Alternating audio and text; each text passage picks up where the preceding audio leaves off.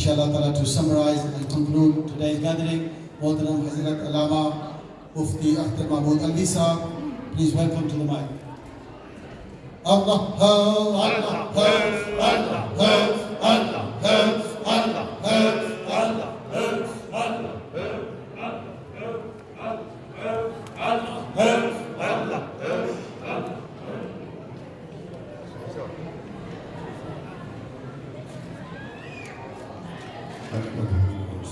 وسلم على سيدنا محمد رسوله النبي الكريم أما بعد أعوذ بالله من الشيطان الرجيم بسم الله الرحمن الرحيم إن الله وملائكته يصلون على النبي يا أيها الذين آمنوا صلوا عليه وسلموا تسليما الصلاة والسلام عليك يا سيدي يا رسول الله صلاة وسلاما عليك يا سيدي يا رسول الله.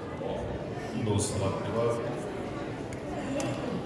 لائق صد احترام مجسمہ حدیث و اخلاص پیر طریقت رہبر شریعت قبلہ پیر خواجہ صوفی اصغر اسلمی صاحب عالیہ دیگر خلفائے شاکر شریف معزز سادات کرام علماء کرام اور مظہرین، وقت کافی ہو چکا ہے، دیر سے آپ بیٹھے ہوئے ہیں، وقت کی تنگ دامانی مفصل گفتگو کی بالکل اجازت نہیں دیتی۔ حصول برکت کے لیے محترم خلیفہ صوفی ویس صاحب نے حکم دیا ہے، حصول برکت کے لیے ایک دو باتیں عرض کروں گا، کیونکہ یہ عرس ہے خواجہ خواجگان، شہنشاہ ولایت، پیر طریقت رہبر شریعت حضرت خواجہ پیر محمد اسلم نقشبندی رحمۃ اللہ علیہ کا سبحان اللہ، اور خواجہ خواجگان حضرت خواجہ صوفی شیخ محمد یوسف صاحب رحمۃ اللہ علیہ کا سبحان اللہ، حصول برکت کے لیے عنوان ہے میلاد النبی صلی اللہ علیہ وسلم، اور پھر باقاعدہ جلوس بھی ہوا تو حضور کا تذکرہ بھی ہو رہا ہے اور ساتھ اس سے مبارک بھی ہو رہا ہے۔ سبحان اللہ، اولیاء کا ذکر اللہ کا ذکر ہے۔ سبحان اللہ، حدیث قدسی ہے، حضور علیہ السلام نے ارشاد فرمایا، اللہ فرماتا ہے اولیائی من عبادی واحبائی من خلقی الذین یذکرون بذکری واذکر بذکرہم۔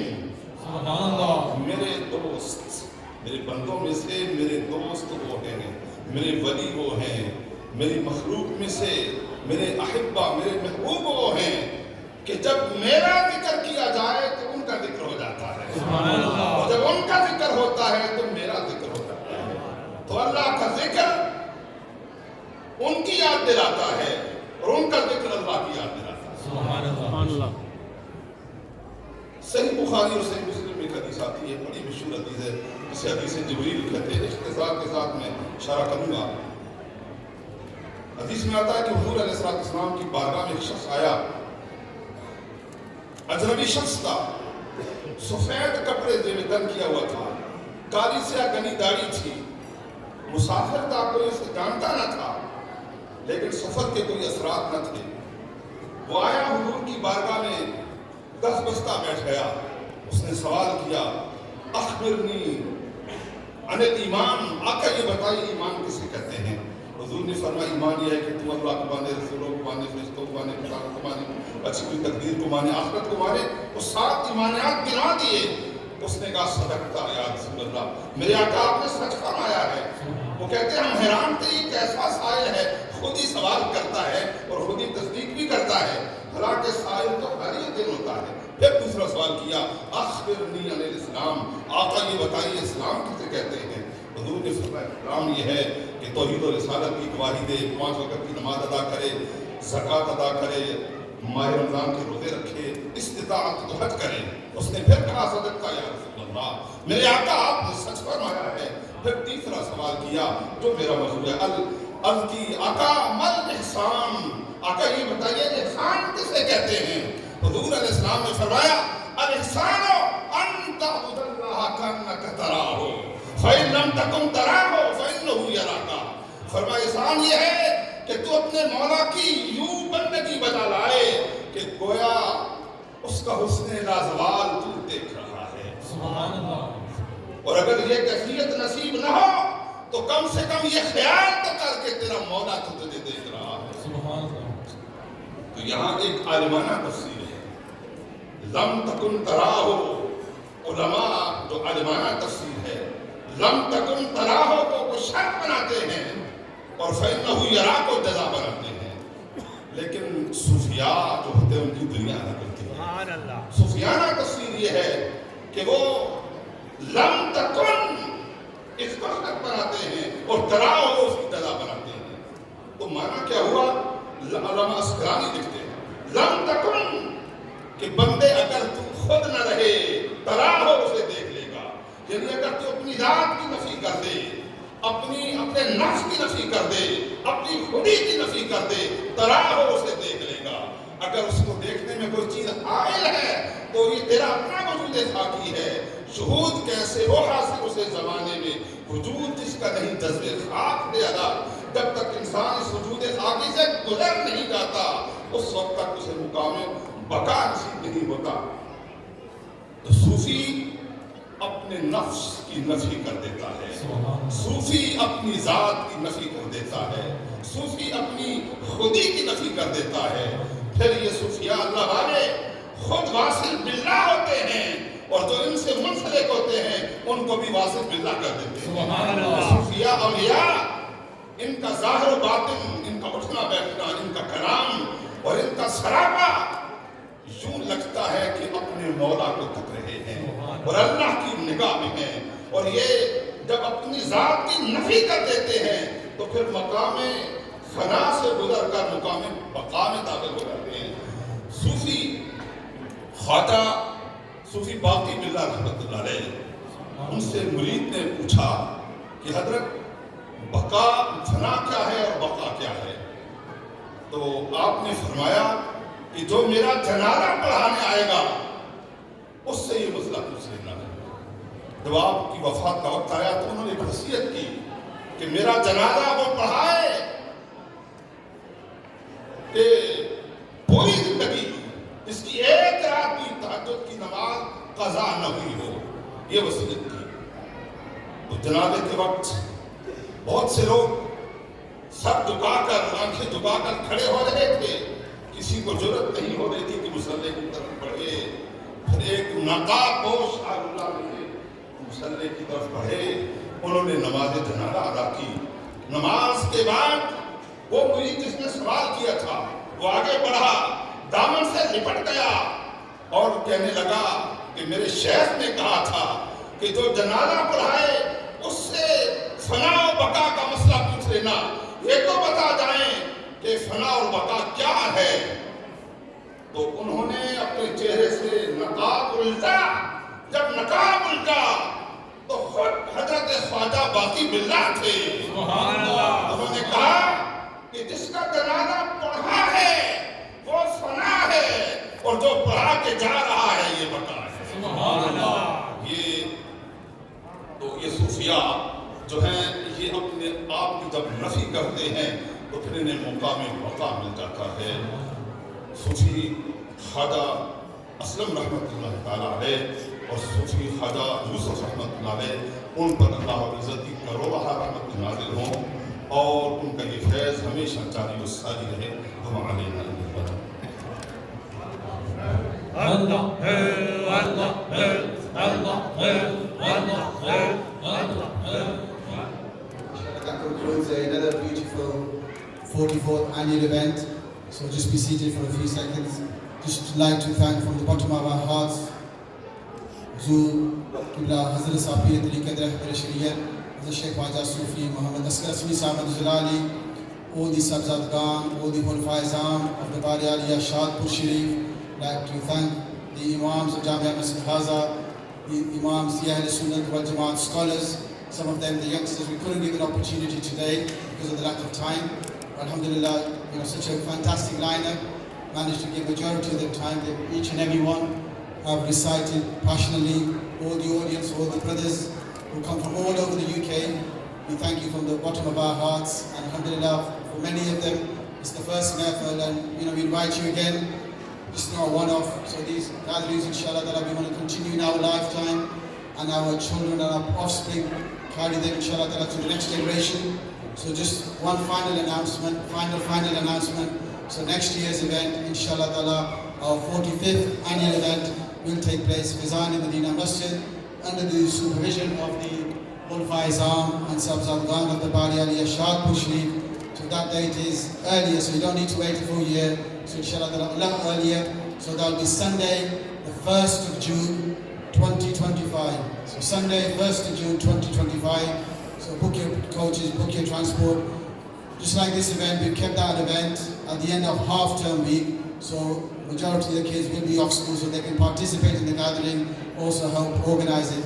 So सबसे आखिर इंशाल्लाह ताला हम शुक्रिया अदा करते हैं कि जामिया मस्जिद फैज़ान-ए-मदीना की कमेटी की कि अल्हम्दुलिल्लाह उन्हें हमें फिर दोबारा मौका दिया कि एक बेहतरीन महफिल सजाने का। अल्लाह ताला यहाँ के जो हमारे मुसलमान हैं, आबाद हैं, अल्लाह ताला इनका ज़ौक़ और शौक़ ईमान महफूज रखे। अल्लाह ताला के नेक बंदों के साथ निस्बत हमेशा कायम व दायम फरमाए। आप तमाम साथी सलात व सलाम के लिए खड़े हो जाएं। उसके बाद भरपूर लंगर शरीफ का तमाम है, और जिस भी हुआ है कि जब एंड पर आप खुलफाए साहब साहबजादगान और माइकराम से को मीट करेंगे तो बड़े अदब एहतराम के साथ करना। तो इंशाअल्लाह ताला मोहतरम हाफिज़ साहब और मोहतरम ज़ुबैर साहब का सलात व सलाम पढ़ेंगे। मुस्तफ़ा जाने रब्बेला ओ सलाम शुमाए बज़ में हिदायत बेला ओ सलाम मुस्तफ़ा जाने रब्बेला को सलाम शुमाए बज़ में हिदायत बेला को सलाम जिस सुभानी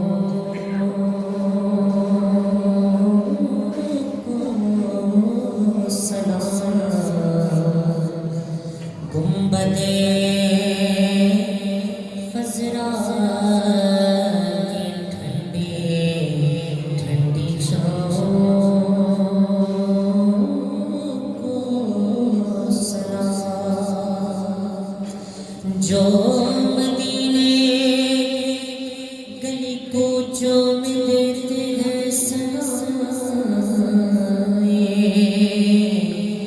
ان فقیروں راہگیروں ان گداؤں